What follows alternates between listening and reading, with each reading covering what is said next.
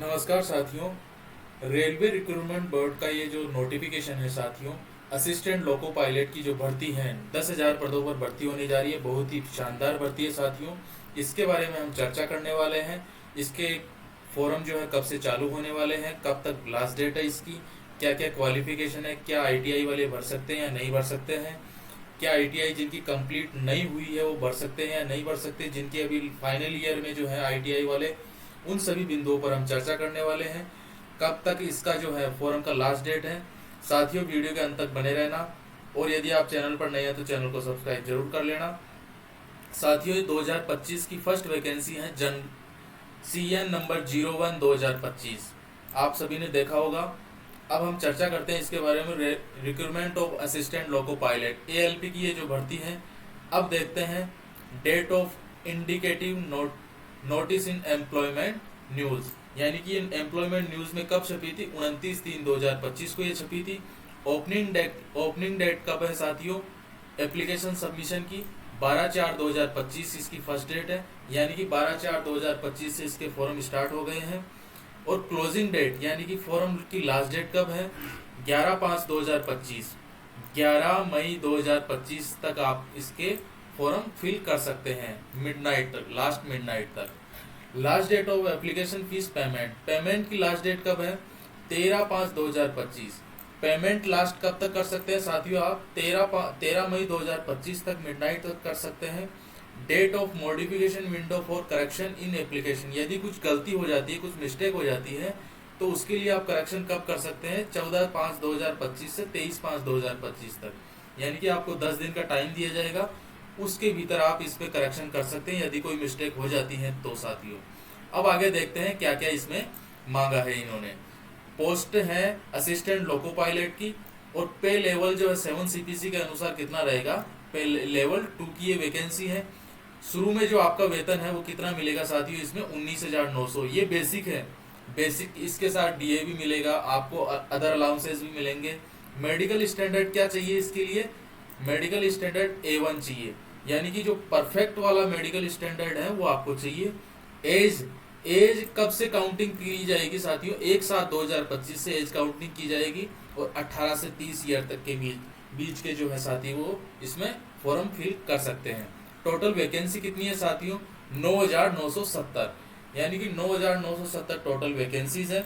अब इम्पोर्टेंट यहाँ इंस्ट्रक्शन दे रखे हैं, आप इनको ब्रीफ में यदि पढ़ना चाहते हैं तो आप टेलीग्राम चैनल का जो लिंक है मैं इस डिस्क्रिप्शन बॉक्स में दे रहा हूँ आपको, वहां से आप इसका पूरा नोटिफिकेशन जो डाउनलोड कर सकते हैं। अब आगे देखते हैं मेन पॉइंट साथियों। अब इसकी मेडिकल फिटनेस के बारे में दे रखा है कि कैंडिडेट हैं जो मेडिकल फिटनेस में A1 का जो है मेडिकल स्टैंडर्ड होना चाहिए। आगे देखते हैं हम कितनी कितनी वैकेंसीज है, RRB में कितनी, कहाँ से, अजमेर से कितनी वैकेंसीज है, बिलासपुर से कितनी वैकेंसी, इन सभी बिंदुओं के बारे में चर्चा करने वाले साथियों। जनरल इंस्ट्रक्शन इन्होंने दे रखे हैं, इन सभी के बारे में आप पढ़ सकते हैं साथियों। अब आगे देखते हैं हम standard of medical fitness. Medical fitness में क्या क्या चाहिए इनको, physically fit and all respects. अब विजन स्टैंडर्ड यानी कि आंखों का जो स्टैंडर्ड है वो क्या मांगा है इन्होंने, डिस्टेंस विजन मांगा है, 6/6 होनी चाहिए, विदाउट गॉगल्स यानी कि विदाउट ग्लासेस होनी चाहिए, फॉगिंग टेस्ट होगा बाकायदा। Must not accept +2D।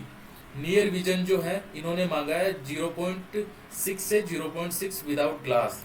अब आगे जो इन्होंने मांगा है must pass test for colour vision, colour vision test होगा आपका, binocular vision, field of vision, night vision, इन सभी के बारे में ये आपका टेस्ट होगा। अब आगे देखते हैं हम एज लिमिट जो 18 से 30 ईयर के बीच की है। एज रिलैक्सेशन SC/ST के अकॉर्डिंग तो 5 ईयर का एज रिलैक्सेशन दे रखा है इन्होंने। OBC यदि नॉन क्रीमिलेयर में आप आते हैं तो 3 ईयर का एज रिलैक्सेशन है। और एक्स सर्विसमैन का जो है वो एक्स सर्विसमैन का इसके अकॉर्डिंग इधर आप देख सकते हैं, आपकी जो भी कैटेगरी है कैटेगरी के अकॉर्डिंग यहाँ से देख सकते हैं साथियों। यानी कि अब आगे देखते हैं एसेंशियल क्वालिफिकेशन। एसेंशियल क्वालिफिकेशन में साथियों ये बहुत ही मोस्ट इम्पोर्टेंट ये जो है ये पॉइंट है, the list of essential qualification is given in annexure 1। Annexure 1 में इन्होंने एसेंशियल क्वालिफिकेशन का जो दे रखा है। अब देखते हैं point number B, candidate must already have the prescribe education, यानी कि जो प्रिस्क्राइब एजुकेशन जो इन्होंने मिनिमम क्वालिफिकेशन दे रखी है वो कर लेनी चाहिए इन फॉर्म भरने से पहले पहले। Technical qualification from a recognize institute, यानी कि आपके पास एक टेक्निकल डिग्री होनी चाहिए university as on the last date of submission of online application. Online application form fill करने से पहले पहले आपकी डिग्री पूरी हो जानी चाहिए, इन्होंने ऐसा कहा है। Those awaiting result of their final examination of the prescribed education technical qualification should not apply। इन्होंने साफ साफ कहा है जिनका रिजल्ट अभी अवेटिंग है, यानी कि अभी जिनका फाइनल रिजल्ट नहीं आया है, वो लोग अभी फॉर्म नहीं भरने चाहिए। अब आगे देखते हैं हम एग्जामिनेशन फीस के बारे में। साथियों नीचे देखते हैं पहले, सबसे पहले SC ST और ex serviceman, female, transgender, minorities, economically backward classes, EBC में जो आते हैं, उन सभी विद्यार्थियों की जो फीस यहाँ दी गई है इन्होंने साथियों की 250 रुपये फीस चार्ज लिया जाएगा। और जो आल कैंडिडेट है, आल कैंडिडेट में कौन कौन से आ गए जो इनके अलावा बच गए, उनके फर्स्ट CBT का कितना लगेगा, 500 रुपये। अब आगे देखते हैं हम mode of payment fees. Mode of payment fees में आप इंटरनेट बैंकिंग से कर सकते हैं, डेबिट कार्ड, क्रेडिट कार्ड सब कुछ अप्लाई होगा। UPI से भी आप UPI से भी फॉर्म की जो फीस है वो सबमिट कर सकते हैं। अब आगे देखते हैं साथियों रिफंड। अब आगे देखते हैं refund of examination fees for those attempt CBT first. CBT first जिन्होंने अटेम्प्ट किया है उन्हीं का रिफंड होगा पैसा। All candidate must clear mention in the bank detail, यानी कि आपको बैंक डिटेल का हवाला देना होगा जब आप फॉर्म भरोगे। तब बैंक का नेम होगा, name of the account holder, account number और IFSC कोड, इन सभी चीज़ों का आपको बारीकी से ध्यान रखना होगा।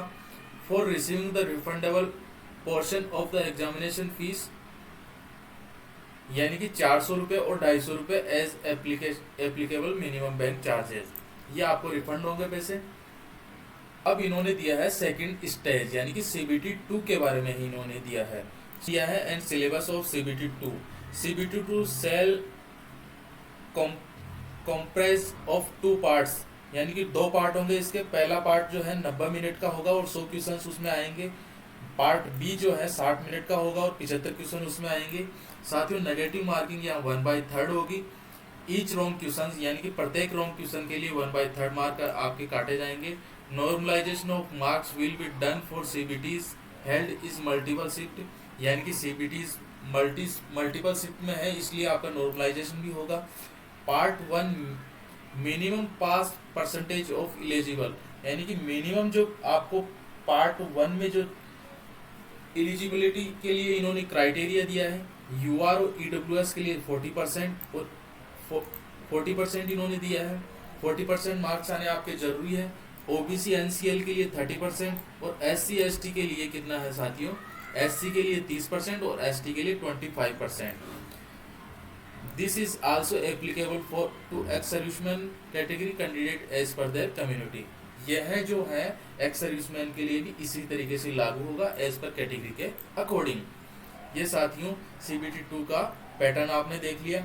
अब सिलेबस यहाँ दे रखा है, मैथमेटिक्स आएगी साथियों, नंबर सिस्टम वगैरह, बोर्ड मास सिस्टम आपके सब कुछ आएंगे साथियों। जनरल इंटेलिजेंसी और रीजनिंग का है यहाँ portion, basic science and engineering का है, ये पार्ट A1 में आएंगे। पार्ट A का जो है ये वाला सिलेबस है साथियों, आप पूरा देख सकते हैं। और पार्ट B का जो सिलेबस है साथियों वो ये वाला रहने वाला है। यानी पार्ट B में आपके क्या आएंगे, is only qualifying test in nature and shall have questions from the various trade, यानी कि ट्रेड से रिलेटेड आपके क्वेश्चंस जो है पूछे जाएंगे डायरेक्टरेट जनरल ऑफ ट्रेडिंग यानी कि DGT के अकॉर्डिंग साथियों। क्वालिफाइंग परसेंटेज या 35% of all candidate in respect of category communities. जी हाँ साथियों, अब देखते हैं हम एनेक्स्योर 1 को। एनेक्स्योर 1 में जहाँ दे रखी थी इन्होंने मिनिमम क्वालिफिकेशन जो है, मिनिमम क्वालिफिकेशन में क्या क्या होना चाहिए। असिस्टेंट लोको पायलट की जो वैकेंसी थी लेवल 2 में थे आप, और 19,900 इसका बेसिक पे था। अब देखते हैं A1 नंबर पर क्या है, matriculation SSCLC plus ITI from recognized institute, यानी कि आपके पास ITI होनी चाहिए, NCVT से वो जो होनी चाहिए, ट्रेड एंड फिटर इलेक्ट्रीशियन, इस आपकी कोई सी भी ट्रेड हो उसमें होनी चाहिए। और जो क्या दे रखा है इन्होंने, matriculation SSLC plus course completed act apprenticeship in the trade mention above, यानी कि जो ऊपर की जो ट्रेड है इसमें अप्रेंटिस होना चाहिए, या matriculation SSCLC plus 3 year diploma in mechanical electrical electronics automobile engineering, इन सभी चीज़ों के लिए दिया है। अब देखते हैं हम साथियों, ये जो CN01 2025 की वैकेंसी है इसमें कहाँ कौन कौन से जोन से कितनी कितनी वैकेंसीज आई हैं। हम देखते हैं कैटेगरी वाइज। पहला है अहमदाबाद। अहमदाबाद से कितनी वैकेंसी है साथियों? अहमदाबाद जोन से हम देखते हैं UR कैटेगरी की 223 है, SC की इनमें है 74 और 37 किसकी है? ST की। OBC की 130 यानी कि 130 और EWS की है, यानी कि टोटल कितनी हो गई? 497 यानी कि 497, जिनमें से एक्स सर्विसमैन की कितनी है? 50। अब देखते हैं अजमेर से। अजमेर RRB से यदि हम देखते हैं तो दो पार्ट में डिवाइड किया है, NWR और WCR को। NWR में टोटल वैकेंसीज कितनी है तो साथियों 679 प्लस 141। साथियों सबसे खतरनाक जो वैकेंसी है वो NWR में रहने वाली है। अब आगे देखते हैं इलाहाबाद जोन से। इलाहाबाद जोन में भी NR और NCR दो पार्ट कर रखे हैं। इनमें पहले में है 80 और दूसरे में है 508 वैकेंसी। साथियों यदि आप पूरा ब्रीफ तरीके से यदि आप जानना चाहते हैं तो इसका जो नोटिफिकेशन है आप टेलीग्राम लिंक से डाउनलोड कर सकते हैं और पूरे नोटिफिकेशन को शानदार तरीके से पढ़ सकते हैं। साथियों ये है जोन वाइज वैकेंसीज। और टोटल यदि हम देखते हैं तो यहाँ टोटल वैकेंसीज यहाँ है साथियों 9,970, जिनमें से 1,004 वैकेंसीज जो है एक्स सर्विसमैन की रहने वाली है। साथियों नीचे अब आगे दे रखा है format of caste certificate. Caste certificate की जो भी फॉर्मेट है इन्होंने दे रखा है नीचे, वो आप बनवा सकते हैं। किस तरीके के आपके फॉर्मेट होने चाहिए? OBC नॉन क्रीमी का इस तरीके का फॉर्मेट होना चाहिए। और आगे जो दे रखा है इन्होंने सेल्फ डिक्लेरेशन, जो आपके self declaration bye OBC NCL candidate, OBC NCL candidate के द्वारा सेल्फ डिक्लेरेशन का जो फॉर्म है वो इस तरीके से भरा जाना चाहिए। अब आगे देखते हैं income and assessed certificate to be produced by economically weaker section. EWS के जो विद्यार्थी है उनके लिए ये वाला फॉर्मेट होना चाहिए। इसके लिए आप यहाँ फोटो लगेगा या आप पूरा तरीके से देख सकते हैं साथियों। Thanks for watching.